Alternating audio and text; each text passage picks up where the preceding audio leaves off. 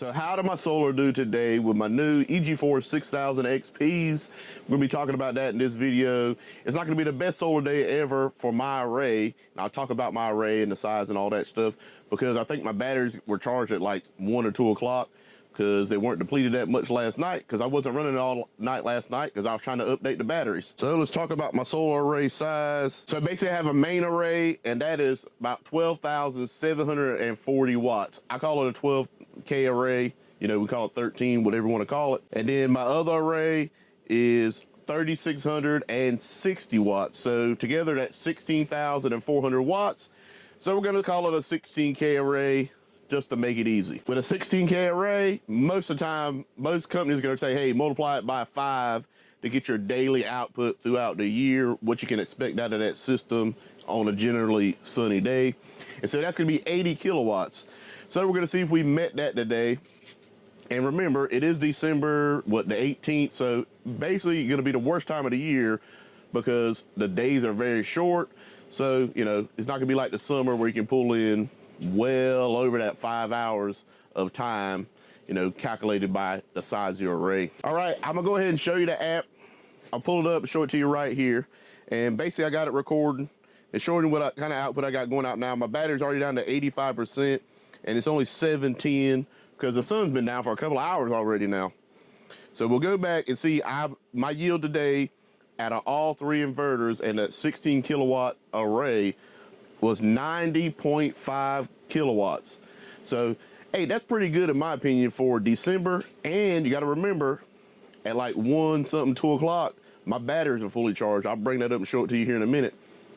My state of charge.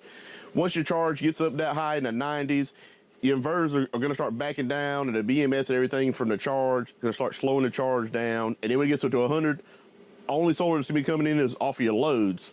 So I definitely think I could have been well over 100 kilowatt hours today, which is awesome in the middle of the winter.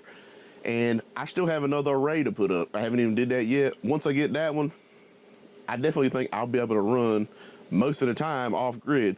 You know, we're still doing testing. If I need more batteries, you know, I'll get them. I'll do what I gotta do because I have an electric car. That's my biggest problem with my battery bank. Because sometimes, you know, you go work, you get home, it's dark, gotta charge my car, and it's just pulling from the batteries. It's not pulling from actually the sun at that moment. So you need the batteries to store all the power you produce during the day.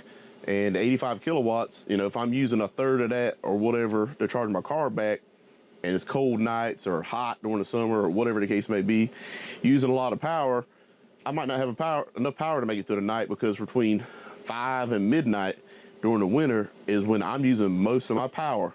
People cooking, you know, taking showers, baths, you know, still washing and drying clothes, a dishwasher running, all that kind of stuff, pretty much all the way till midnight at least. So we'll go ahead and pull up and look at each individual inverter to see what they brought in. All right, we'll go ahead and click on house and click over on each inverter. We'll go up to the top first.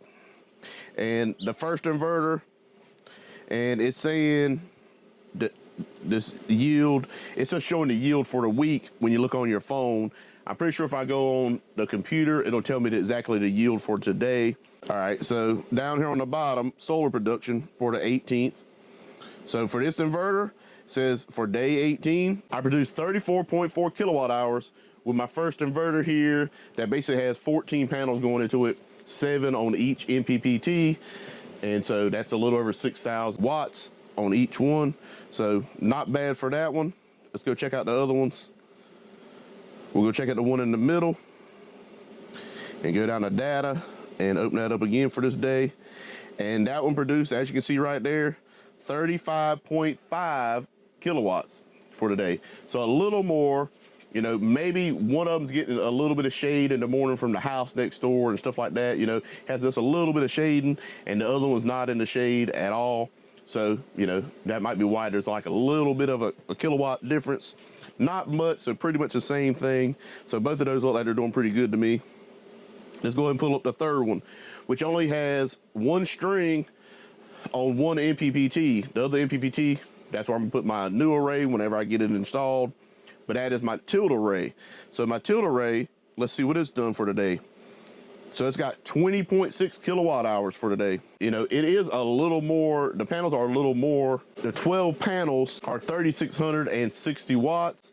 And so, of course, they're gonna be a little more than one side of an MPPT on these other inverters. Those are only maybe like 9 bus bars or something. I have to go look. And the Solarvers are more efficient. They have 10. So, you know, you got a more efficient panel and it's more watts. I got an older style panel, 305 watts, but I have it on a tilt array. So it's definitely gonna produce as much as it possibly can if you have the angle right. I think right now I have it at about 44 degrees for December, pretty much as low as it's gonna be for my area during any time of the year. So what we'll do is gonna run all night. Hopefully it makes it all night, you know, should 85 kilowatt hours. If I don't make it all night, I'm gonna have some problems because I did charge my car a little bit, so it was probably charging past 5 o'clock. That thing should be done charging by now. And we'll see tomorrow how much power I pull in. I want to get the batteries low enough where the sun is coming in wide open all day so I can see how many kilowatts I can bring in on a sunny day. And it's supposed to be another mostly sunny day tomorrow like it was today. So I definitely think I'm gonna be well over 100 kilowatt hours.